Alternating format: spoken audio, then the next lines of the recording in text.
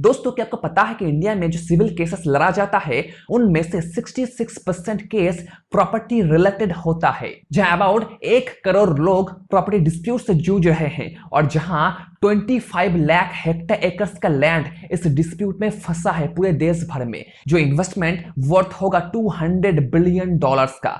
That means India में land dispute, property dispute भारी मात्रा में होता है। मैक्सिमम देखा जाता है फैमिली मेंबर्स के बीच में, और एक कोर्ट को प्रॉपर्टी डिस्प्यूट को सॉल्व करने में 15 से 20 साल लगता है ऑन एवरेज। दैट मीन्स दोस्तों, अगर आप प्रॉपर्टी डिस्प्यूट में फंस जाते हो तो 15 से 20 साल आपको वेट करना पड़ेगा उसे सॉल्व करने के लिए, और जो चीज आपके पैसे को, आपके इन्वेस्टमेंट को खत्म कर देगा। इसीलिए आपको प्रॉपर्टी डिस्प्यूट से किसी भी हाल में बचना होगा। प्रॉपर्टी डिस्प्यूट होने से पहले, कोई भी डिस्प्यूट होने से पहले आपको उससे बचना होगा। इंडिया में 5 तरह के प्रॉपर्टी डिस्प्यूट देखा जाता है जो लोग अप्लाई करते हैं फ्रॉड करते वक्त। फॉल्स डॉक्यूमेंटेशन, ये नंबर 1 है। फॉल्स डॉक्यूमेंटेशन, वो टाइटल कॉपी को डुप्लीकेट करते हैं और प्रॉपर्टीज को बेच देते हैं। बस टाइटल डीड ही नहीं, और भी बहुत सारे जो डॉक्यूमेंटेशन होता है इस प्रोसेस में, उन्हें भी वो डुप्लीकेट करता है और दावा करता है कि हम इस प्रॉपर्टी के ओनर हैं। पर अल्टीमेटली बाद में देखा जाता है कि वो उस प्रॉपर्टी का ओनर नहीं है, उसके पास कोई पावर नहीं है उसे बेचने के लिए।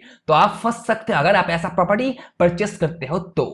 मिसयूज ऑफ पावर ऑफ एट्रॉनी, अगर आपने किसी फैमिली मेंबर को या फिर अपने दोस्त को POA that is power of attorney देकर रखा है, तो वो आपके साथ धोखाधड़ी कर सकता है और आपको प्रॉपर्टी डिस्प्यूट में फंसा सकता है। पावर ऑफ एट्रॉनी मतलब आप किसी को ये पावर दे रहे हो कि वो प्रॉपर्टीज को बेच सकता है या फिर कुछ भी कर सकता है उस प्रॉपर्टी को लेके, जो चीज आपको इफेक्ट करेगा अगर वो इंसान आपको धोखा देता है तो।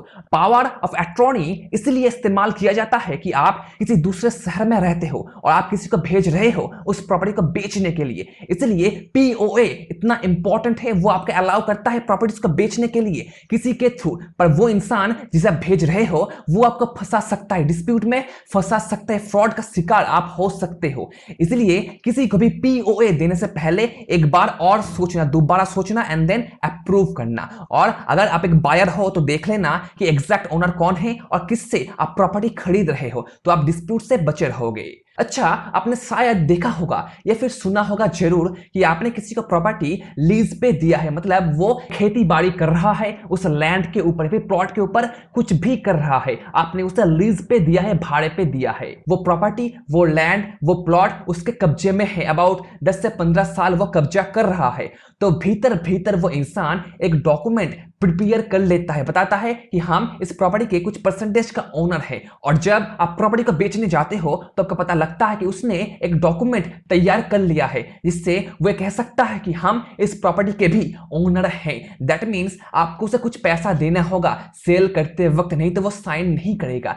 ऐसा बहुत बार मैंने खुद देखा है, लोग फ्रॉड करते हैं, विश्वासघात करते हैं। आप जिसको भी लैंड खेती बाड़ी करने के लिए दे रहे हो वो डॉक्यूमेंट तैयार कर सकता है जिसे कहते हैं इम्पर्सोनेट करना, मतलब कब्जा करना, और उस कब्जे के ऊपर उस ओनर से कुछ पैसा मांगना at the time of sale. About 10 to 25% उसे देना होगा आपको अगर वो कब्जा कर लेता है तो। दैट मीन्स दोस्तों, अगर आप किसी को प्रॉपर्टी भाड़े पे देते हो बिना कोई एग्रीमेंट के, तो ऐसा हो सकता है, चाहे वो लैंड ही क्यों ना हो, आप फ्रॉड का शिकार हो सकते हो। वो इंसान आपसे विश्वासघात कर सकता है। तो ध्यान रखना और एग्रीमेंट के बिना कभी भी किसी को भी लैंड भाड़े पे फिर खेती बाड़ी करने के लिए मत देना, आप सिक्योर रहोगे। रेंटल प्रॉपर्टी के दुनिया में भी ये चीज देखा जाता है। अगर आपके लीज एग्रीमेंट पे सब कुछ साफ साफ क्लियरली लिखा नहीं होगा तो डिस्प्यूट आ सकता है। अगर उसमें साफ साफ नहीं लिखा होगा कि कौन कहां रिपेयर करेगा, अंदर कौन रिपेयर करेगा, बाहर कौन रिपेयर करेगा, अगर कुछ टूटता है तो वो चीज डिस्प्यूट पैदा कर सकता है, फाइट करवा सकता है आपके बीच में और टेनेंट के बीच में, जो मे बी कोर्ट में जा सकता है। दोनों तरफ से आपका नुकसान हो सकता है। इसलिए लीज एग्रीमेंट पे सब कुछ क्लियरली लिख देना कि कौन क्या करेगा, अगर कुछ टूटता है तो कौन रिपेयर करेगा, सब कुछ साफ साफ वहां पे लिख देना। और ये भी लिखना, अगर रेंट देने में वो इंसान देरी करता है तो उसे 10% फाइन देना होगा।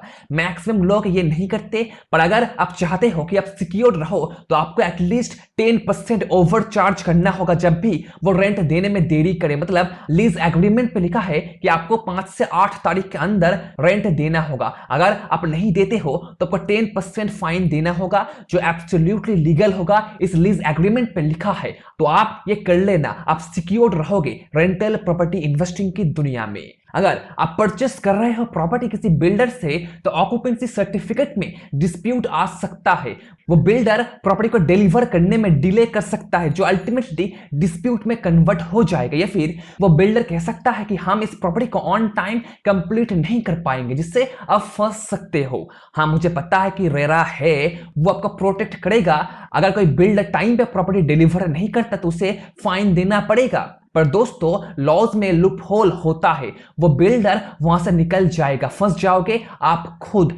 तो ऑक्यूपेंसी सर्टिफिकेट में डिस्प्यूट आ सकता है अगर आप बिल्डर से प्रॉपर्टी परचेस कर रहे हो। तो डिस्प्यूट बस ऑक्यूपेंसी सर्टिफिकेट में ही नहीं, और भी बहुत सारी जगहों पे होता है, जैसे सेल डीड पे, खाता सर्टिफिकेट पे, म्यूटेशन रजिस्टर एग्जैक्ट पे, कॉपी ऑफ बिल्डिंग प्लान पे, जनरल पावर ऑफ अटॉर्नी पे, नो ऑब्जेक्शन सर्टिफिकेट पे, सेल एग्रीमेंट पे, पोजीशन लेटर पे, पेमेंट रिसिपिएंट पे, प्रॉमिस्ड एमिनिटीज पे। बहुत सारी जगहों पे फ्रॉड होता है, आपको इससे बचना होगा। सबसे पहले आपको टाइटल को चेक करना होगा, एटलीस्ट 30 साल का। मतलब 30 साल में ये प्रॉपर्टी कहां था, आज कहां है, इसका ओनर कौन है, एग्जैक्ट ओनर कौन है, या फिर ये प्रॉपर्टी कितनी बार बिका है और आप किस पोजीशन पे इसे खरीद रहे हो, फर्स्ट टाइम, सेकंड टाइम, फिर थर्ड टाइम, आपके चेक कर लेना होगा। अगर आप किसी एनआरआई से प्रॉपर्टी परचेस कर रहे हो तो आप देख लेना कि टैक्स डिडक्शन आपको कितना मिल सकता है, एंड देन उसके ऊपर बेस करके अपना फाइनल अमाउंट उनके सामने प्रेजेंट करना।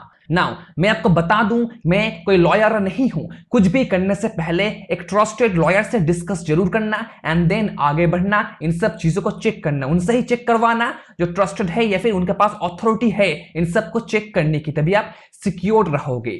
तो इन शॉर्ट दोस्तों, डॉक्यूमेंट्स जो है आपके पास वो फॉल्स है या फिर नहीं, वो चेक कर लो। पावर ऑफ अटॉर्नी देने से पहले और एक बात सोचो, कब्जा होने से बचो। अगर आप किसी को लैंड खेती बाड़ी करने के लिए देते हो तो एग्रीमेंट कर लेना, नहीं तो वो इंसान कब्जा कर सकता है और क्लेम कर सकता है कि ये हमारा भी प्रॉपर्टी है। और लीज एग्रीमेंट को अच्छे से प्रिपेयर करना, सब कुछ वहां पे नीट एंड क्लीन रखना, कौन क्या करेगा, कौन क्या रिपेयर करेगा, वहां पे साफ साफ लिख देना, जिससे फ्यूचर में कोई भी डिस्प्यूट ना आ पाए। और ऑक्यूपेंसी सर्टिफिकेट को वेरीफाई करना, अगर वो बिल्डर डिले कर रहा है तो प्रॉपर्टी में जाओ, देखो कि काम कितना हुआ है, अगर नहीं हुआ है तो कंप्लेन करो रेरा के पास। रेरा के वेबसाइट पे जाओ और देखो, वेरीफाई कर लो कि प्रॉपर्टी रजिस्टर्ड है या फिर नहीं। आपको ये करना है, प्रॉपर्टी खरीदने से पहले, पैसा देने से पहले चेक करना है, आप डिस्प्यूट से बचे रहोगे। अगर आप जानना चाहते हो कि प्रॉपर्टी डॉक्यूमेंट्स में क्या क्या डिस्प्यूट आ सकता है, फ्रॉड क्या क्या हो सकता है प्रॉपर्टी डॉक्यूमेंट्स में, तो आप ये वीडियो देख लो। मैंने सारे डॉक्यूमेंट्स को यहाँ पे एग्जैक्टली एक्सप्लेन किया है, आपको हेल्प करेगा डिस्प्यूट से लड़ने में। आप ये वीडियो देख लो, बहुत काम आएगा। ये वीडियो पर्टिकुलरली काम का लगा, इंफॉर्मेटिव लगा, लाइक करना, शेयर करना एंड सब्सक्राइब करना दोस्तों। मिलते हैं अगले वीडियो में। Take care and be safe.